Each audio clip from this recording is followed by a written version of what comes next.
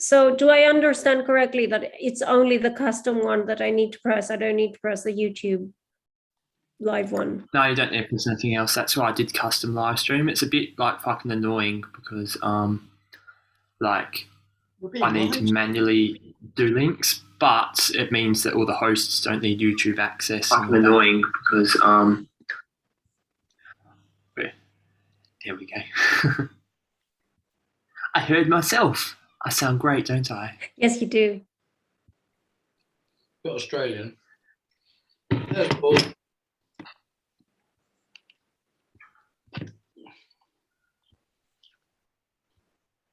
Mr. Linden is in the house. Hey, Paul. How you doing? You'll have to give him power, Virginia. Unmute.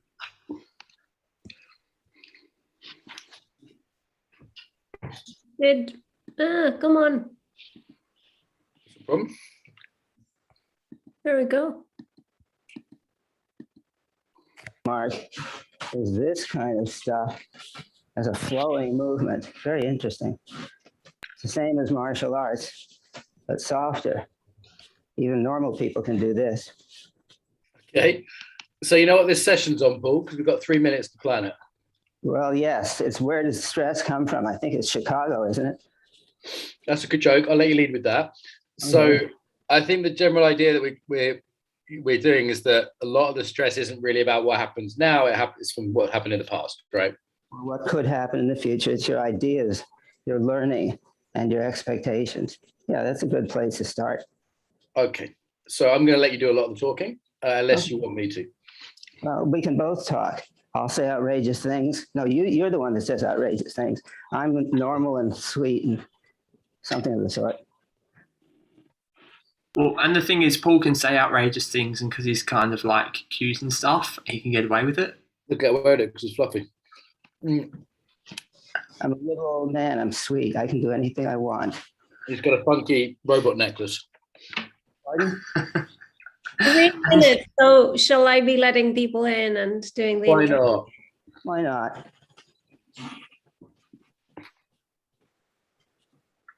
Hello, hello, hello. Welcome, one and all. I didn't quite finish my bowl of cereal before you guys turned up, so I'll save that for afterwards. Where stress comes from. It's very stressful, Paul, to not. I think you know what, I might let you just do the whole session. I can eat my cereal. That's more fun. It's okay. You would be stressed because you'd be afraid I'd say something that you wouldn't. We both say things we probably shouldn't, but you know. I never do. Well, never. That's the car crash that everyone's turned up for. Look, there's Ileana, there's Marlene, Tracy, Kea. Hey, Kea. I'm just sending you a message. And Amelia. These guys have been here all day. How many sessions have you done? Are you binging? What have I told you? Naughty. That in itself would be stressful. I realized I wouldn't have a lot of time to actually have meals this week, Steve. So I stocked up on like high quality cereal, a bit of sushi, got some nice drinks in the fridge. So got some eggs to fry for some nice grounding food. So, Mark, what's the best cereal for solving trauma? I like Crunchy Nuts. Is there a better one? Well, if you've got that like chronic jaw tension, you want something you can kind of like get stuck into, you know, like get the stress out. You've heard of wax on, wax off? This is scarf on, scarf off. It's even better. Amelia's doing 4 calls. Yeah, I'd say that's about the limit in a day. About the limit. Maybe a bit less. What are we telling people, Steve? This is my 4th teaching, and that's probably about enough. I'd say 3 to 4, particularly since Amelia's in Indonesia, which makes it, by my calculations, midnight. Middle of the night. What you do in Indonesia, Amelia? Let's speak to Amelia. What you do? So it's 11 p.m. here. Yeah. I'm gonna call it a day after this. What do you do in Amelia? What do you do in Amelia? What do you do in Indonesia, Amelia? Are you a coach, or how are you working with people? Well, actually in the middle of learning as a technique, and obviously I'm supposed to be in London, but with the cases rising and all that, I just decided not to go back as of yet. So I'm just at home, kind of practicing the piano, and also just being on this course. Okay, we are on time, so I'm going to press record here. Making a friend. So hello, everybody, and welcome to today's session of Where Do Today's Stresses Really Come From? And with us is Mr. Mark Walsh, Mr. Embodiment himself. Mark knows nothing about trauma because he's only worked in like 5 war zones. He's worked with street kids, with the Russian LGBTQ plus community, with police, with aid workers, 3 militaries, and he's been sober for 14 years. And in his own words, he was traumatized as fuck, but now he's doing okay. I'd say more than okay. And with us is also Mr. Paul Linden. The man. I learned everything from this man. He's a trauma educator, among other things. He has been practicing and teaching Aikido for over 50 years. And he holds a 6th degree black belt in Aikido, a 1st degree black belt in Karate, as well as a BA in philosophy, a PhD in physical education, and he's an instructor of the Feldenkrais method of somatic education. It says in my notes that he's not funny, but we love him dearly. I think he's funny, very funny, but you'll make your own minds up. I'm Virginia. I'll be tech hosting for this session, so if you have any Zoom problems, private message me. Thanks to all of those of you that are joining live. This means you've done the smart thing and purchased the all access pass. And please keep... Virginia, when everyone else says all access pass, everyone has to do this. Ooh. Okay, that's the new game, okay? You're warming them up for my jokes. Compared to your jokes, even mine will be good. Guys, I should warn you, my jokes are rude, but Paul's are like bad dad jokes, okay? You guys are in for it today. So if you're walking, if you're cooking, if you're eating, like Mark here, feel free to have your camera on. It gives valuable feedback to the presenters. If you're watching this on replay, you can purchase the all access pass. That means you'll have access to all the talks. There's more than 70 of them. You need that pass. And you'll be invited into the Zoom room and see unlimited sessions. We also have Q&As that are available to the all access pass holders. And they're every day at 12 p.m. UK time and 6 p.m. UK time. We've got one coming up. One is by Roger Mills, a therapist who specializes in PTSD. And the other one is with Patricia Aguirre, our very own Embodiment Unlimited therapist. Please share with anybody who you think could uncover the ways that trauma creeps into their lives. This is the normal person's guide to day-to-day trauma. We all think it's really valuable. That's why we're putting it out. It's really accessible the way we've done it. And after the live sessions are finished, you'll have the replay sent out. So if you can think of one person who will thank you for this, do share it with them. Think of how to message them and do it right now, even, or right after this call. I'll put some links in the chat for you and give it over to Mark and Paul. Thank you, Virginia. The first thing you go first. Okay, that's what I thought we had agreed on. We'll still do that, even though we did agree. The first thing that I thought of when somebody said, where does stress come from? I think of Chicago, but that's not really a helpful answer, I guess. First question, is stress a behavior, an action, or is it a thing? I think of emotions, stress being one of them, as a behavior, something you do. So where does it come from? It doesn't come from anywhere. It's what you learned to do in the past and keep doing in the present that doesn't work, but works better than anything else you can think of. So let's start with something. If I were to attack you, how could I attack you? I guess I could pick up a fearsome weapon like this and throw it at you. Now, many of you have seen this before, so watch what you do, even though you know what's going to happen or what isn't going to happen. What do you do when the weapon hits the camera? Anything? I like interactive sessions, even on Zoom. So if you have a feeling or a thought or something that you experience, share it so we know where we're going. Someone said they flinched. Someone said they moved back. They contracted. They blinked. Sure, that's normal. You know, I couldn't hurt you with a silk scarf, certainly not from here. But the reflex is so strong because you learn through the years that when something comes at you, it's dangerous. That's where stresses come from, or more properly, that's the behavior that you've learned to do. When something seems dangerous, you try to escape, or you get angry and aggressive and try to conquer it. Any number of ways of dealing with stress, but the basic is stress means you're feeling something that's overwhelming you. What kinds of things have you experienced that overwhelmed you? And by the way, don't go too deep. It's only 25 minutes. We won't achieve perfection till next week.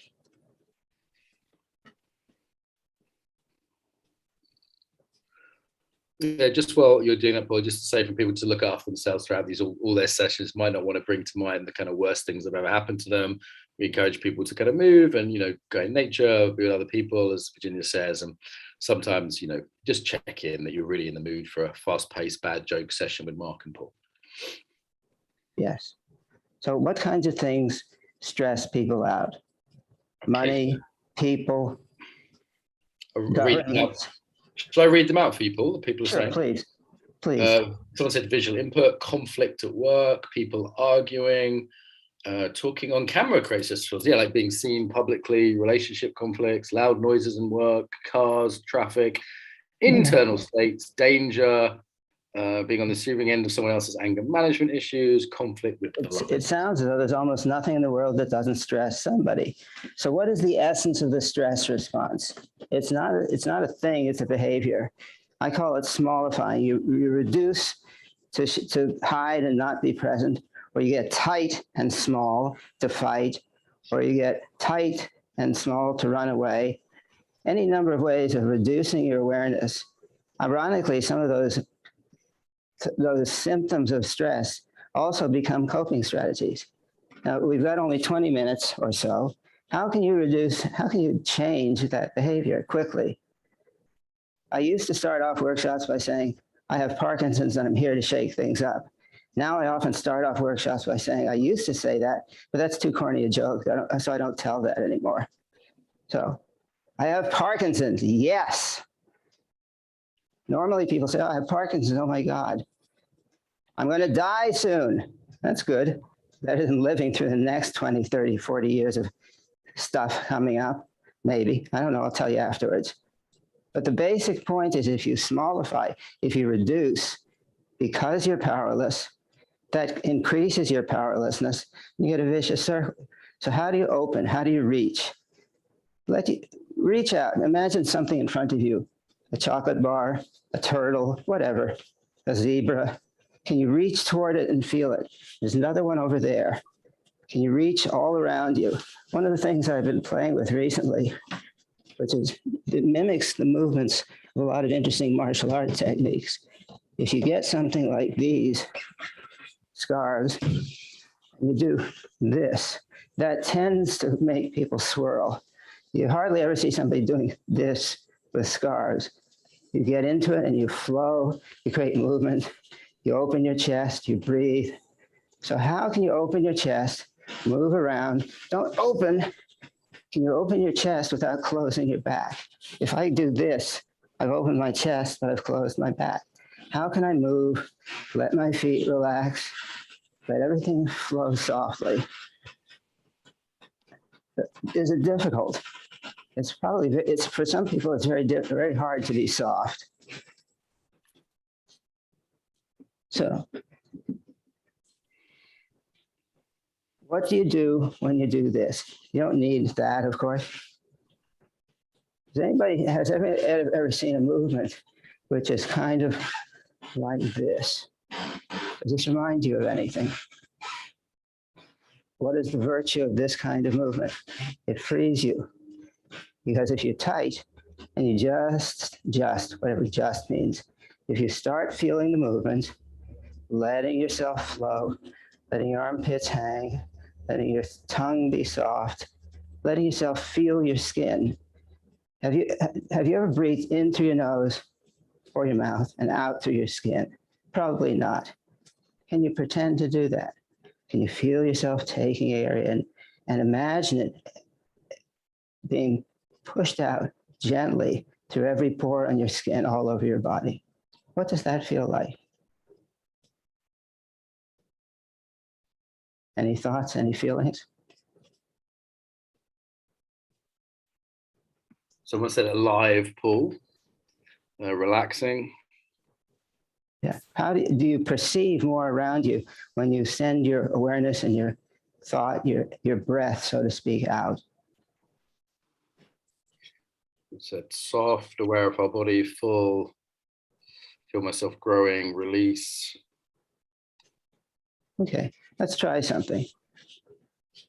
I'm going to take this off the camera and I'm going to say, no! What do you do now? Is your response different when you've predetermined, when you've set your body to free up?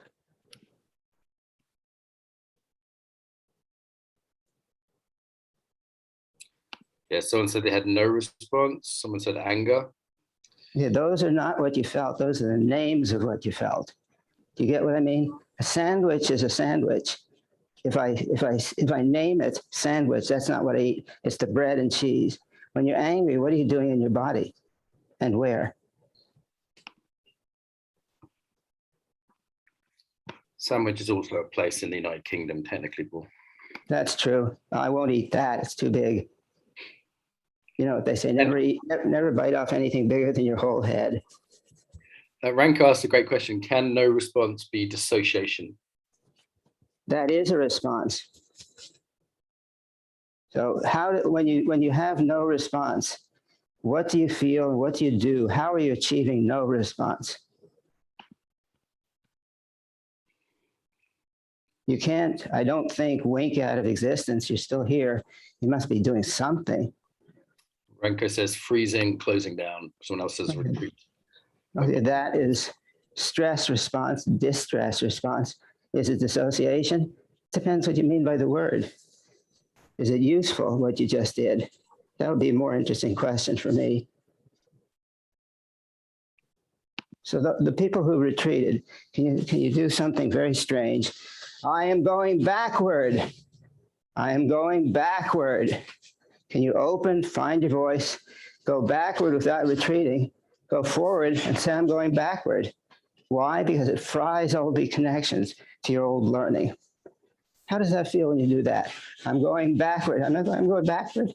No, I'm going backward. I'm scared. I'm going backward. If you do the different thing while saying the old thing, it breaks the connections. Does that make sense?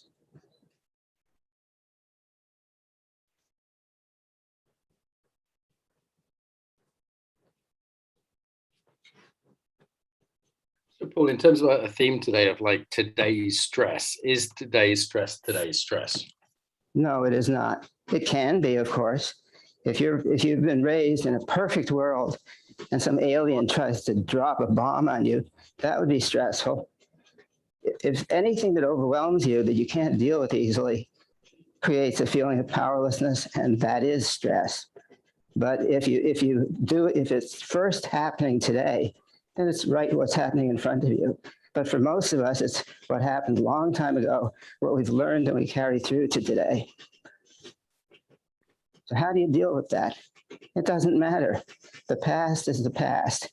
What you're dealing with is what you're doing today that you learned in the past. So this is where the body gives us an entryway. We do it right now, right here. How's that sound to people? Does that sound reasonable, or am I missing something?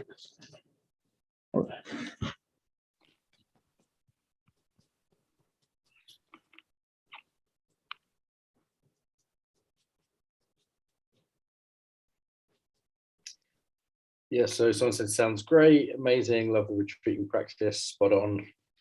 Yes, totally reasonable. No responses saying centered, breathing, feeling open and curious. What is up for the other person? Right, okay. That's all true, and I agree with it, as long as you remember to say how. If I tell somebody to relax, in a scene like this, I'm saying relax. They know the word, but I haven't told them how.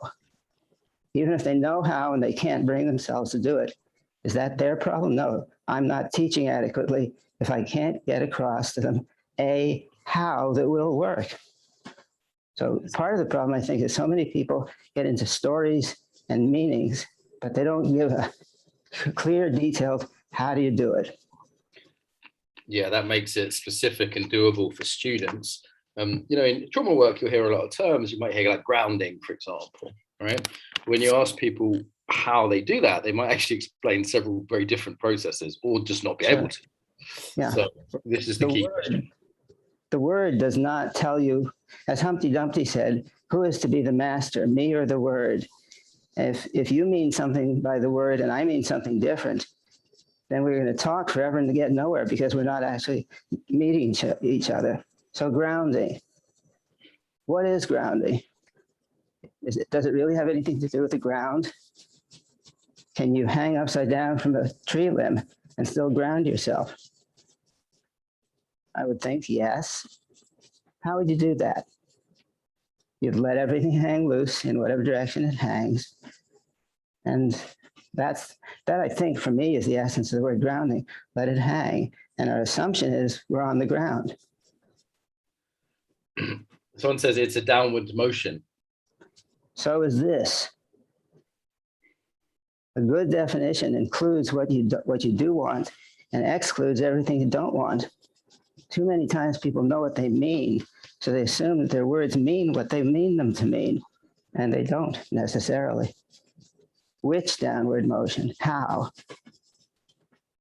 Part of what I'm trying to do is teach you a way of thinking about things, not just do this, do that. So one thing I enjoyed as a trauma survivor, but also just as a reasonable human being, when I was introduced to Paul's approach about 15, nearly 20 years ago now, Paul, Yes. was Paul never asked me to believe anything. Paul said to me, well, let's see. He said, do this. And his instructions actually made sense, as opposed to a lot of yoga classes I've been in or whatever. I was like, oh, that makes sense. There's a method. And I'd try it and I'd go, oh, now I respond less. There's less stress. There's less reaction.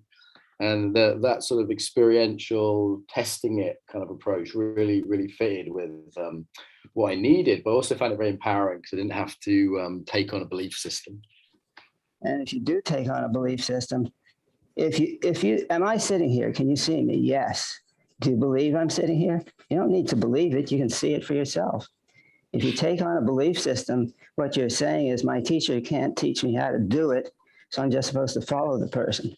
And that may not be all bad in certain circumstances, but my prejudice is give them a tool that they can walk away with after 20 minutes and use.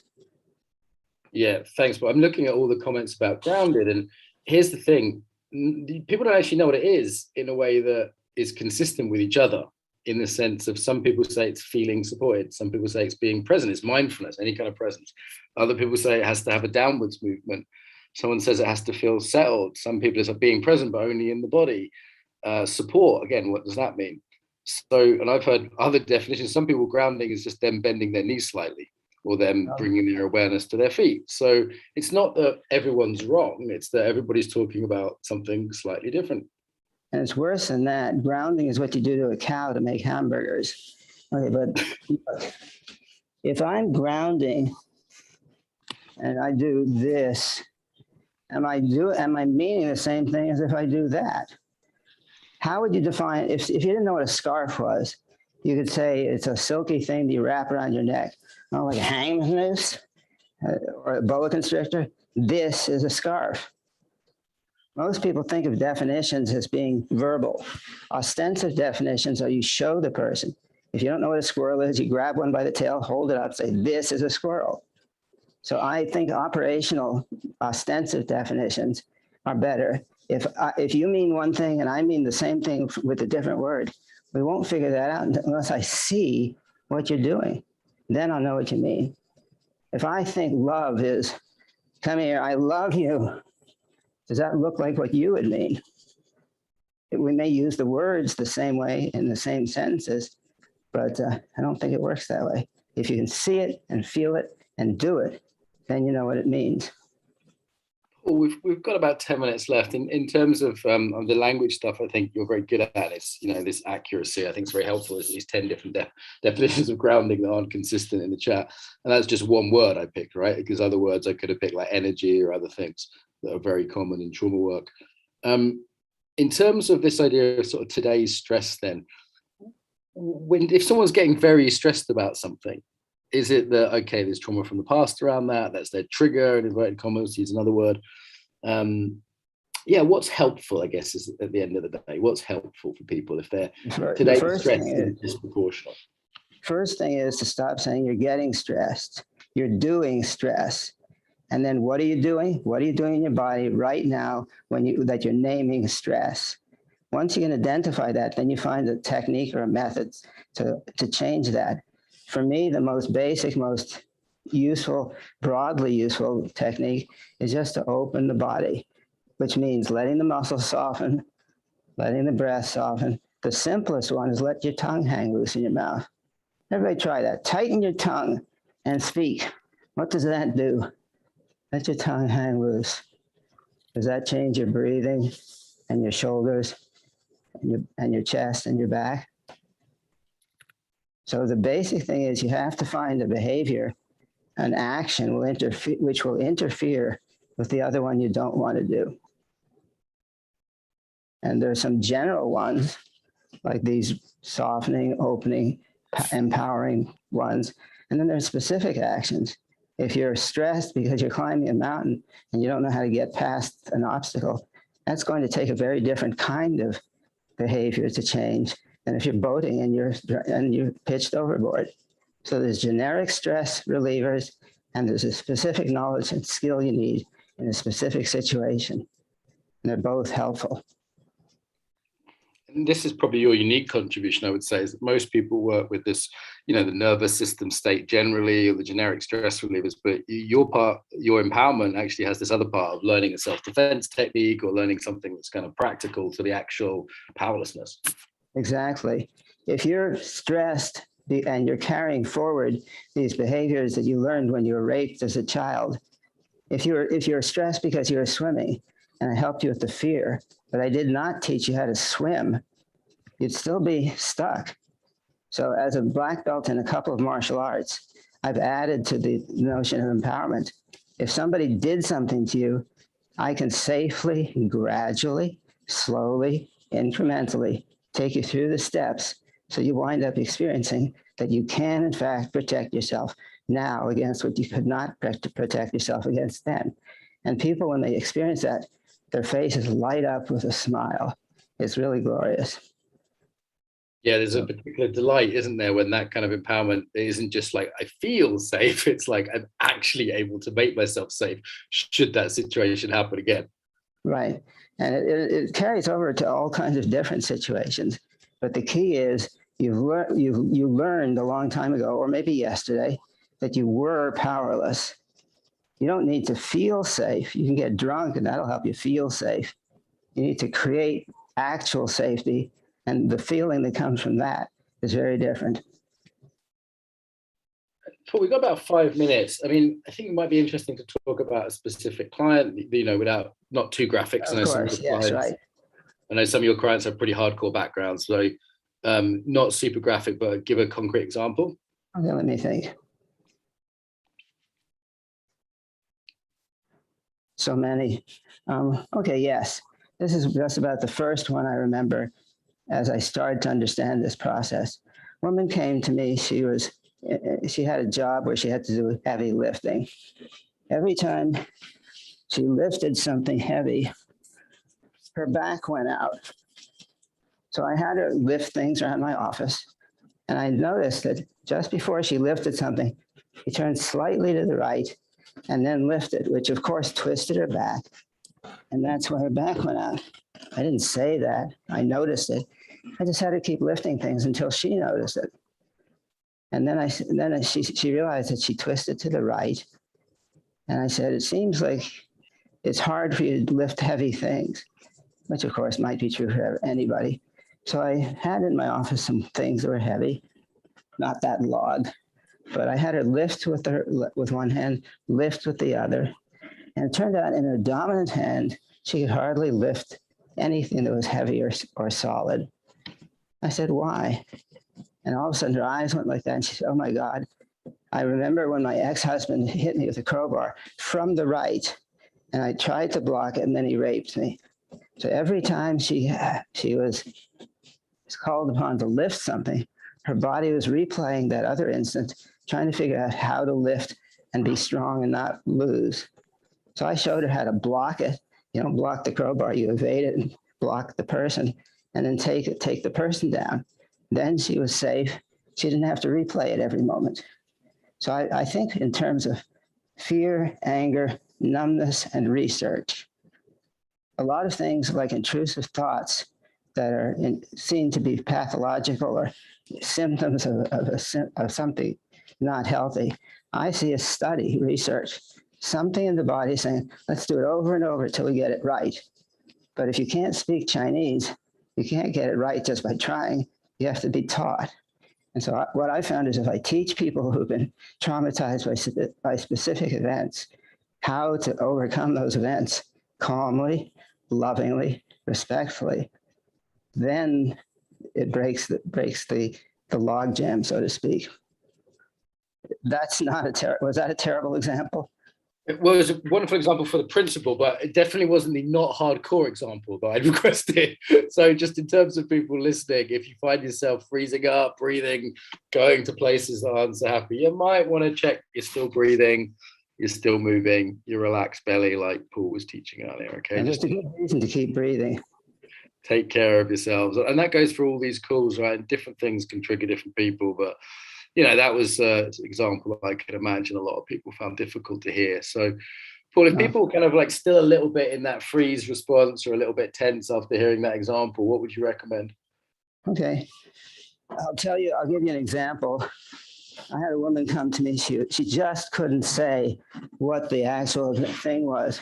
So I had her start doing jumping jacks. After about 5 minutes, she was pretty winded.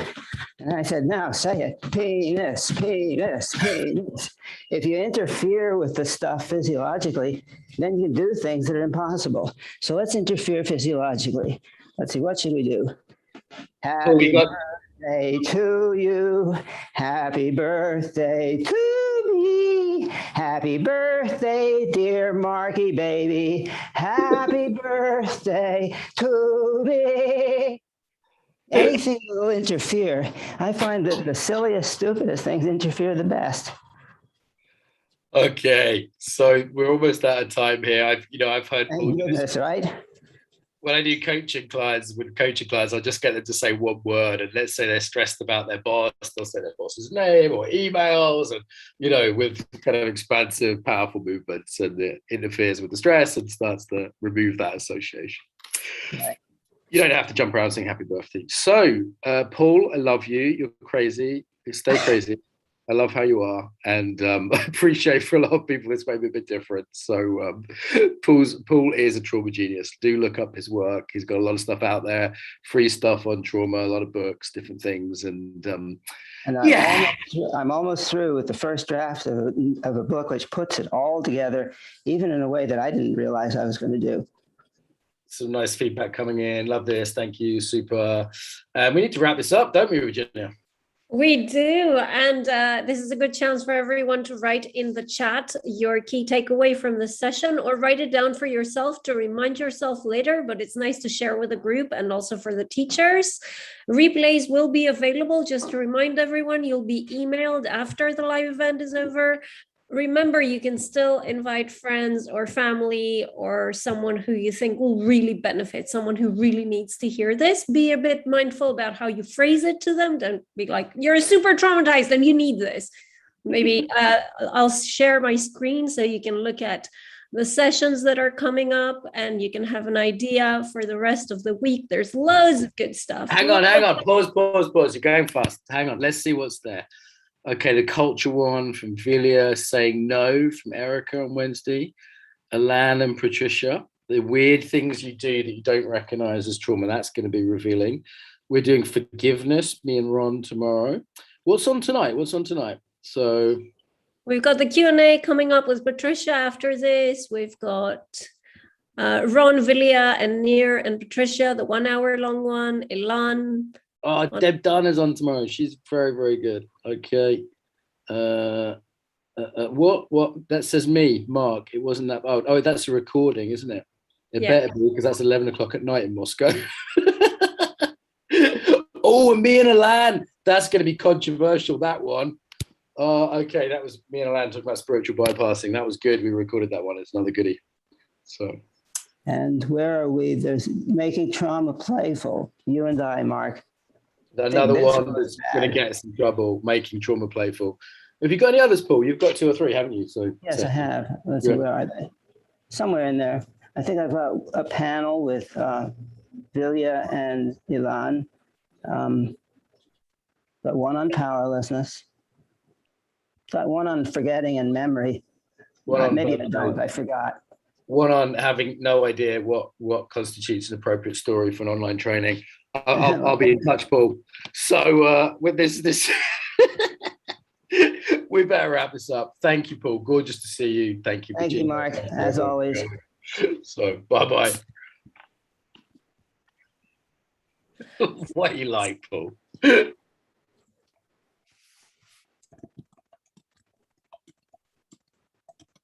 Thank you so much, Paul. And for everyone asking for the recordings, if you sign up on the link above, on the hidden trauma link, on the first link, then you'll be emailed the recordings after the live event. Also for those of you on the live stream. So if you've been binge watching, take a break, go stretch yourselves, stop watching for today, sign up to get the recordings. Do not binge watch, like Mark said. Paul, thank you so much. Thank you. Thank you always, as always. And let me see what the chat says. Where are the recordings? Okay, good. Well, thank you, Virginia, and